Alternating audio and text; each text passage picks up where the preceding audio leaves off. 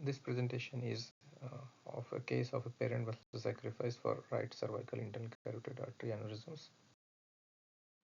This is the case of a 55-year-old male patient who had presented with some posterior circulation symptoms but was not found to have any infarct, and his CT angiogram had shown that he has two right cervical internal carotid artery aneurysms. We can see here the arrow marks to the smaller lower one and a larger superior aneurysm.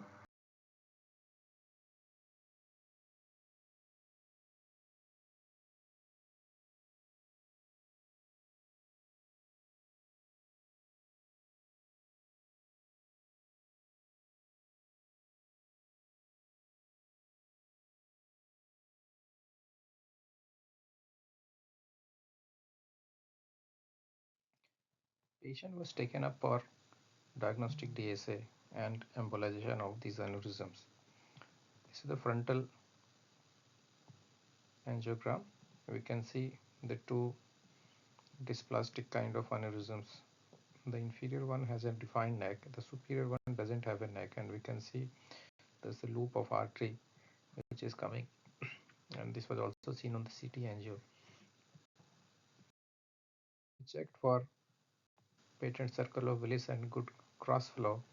So there was no significant PCOM on the right, but there was a good anterior communicating artery and there was good filling of the right hemispheric circulation. Patient tolerated the occlusion test well. Was taken up for embolization.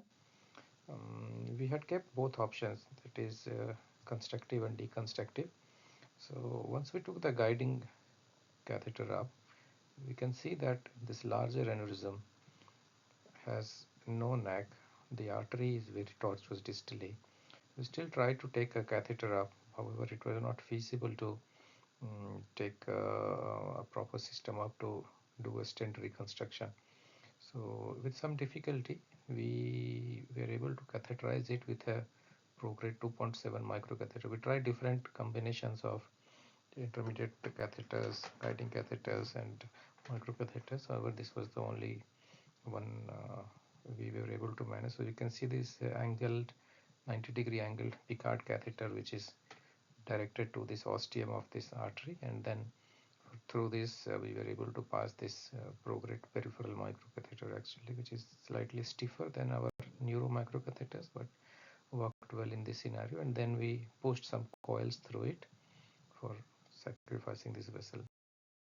Trapped both the aneurysms, so that we can see the coils distally in the internal carotid artery, and then both the aneurysms have been trapped proximally with a amplified plug.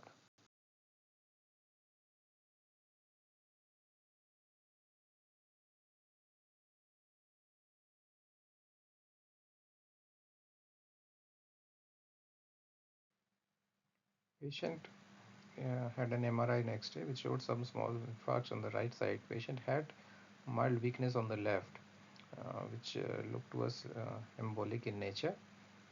Patient was as such given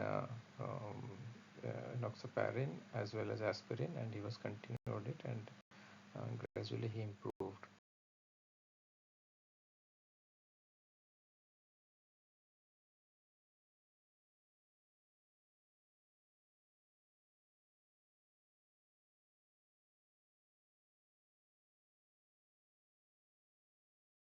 This is the MR angiogram image. You can see that the intracranial vessels are filling well. There is no issue in any of the major arteries. So, to summarize, patient had two right cervical IC aneurysms, and parentvessel occlusion was done to trap the aneurysms with distal coils and proximal amplified plug. Patient developed small infarcts, and however over time patient has improved and is clinically stable and doing all his routine activities on his own with MRS1. Thank you.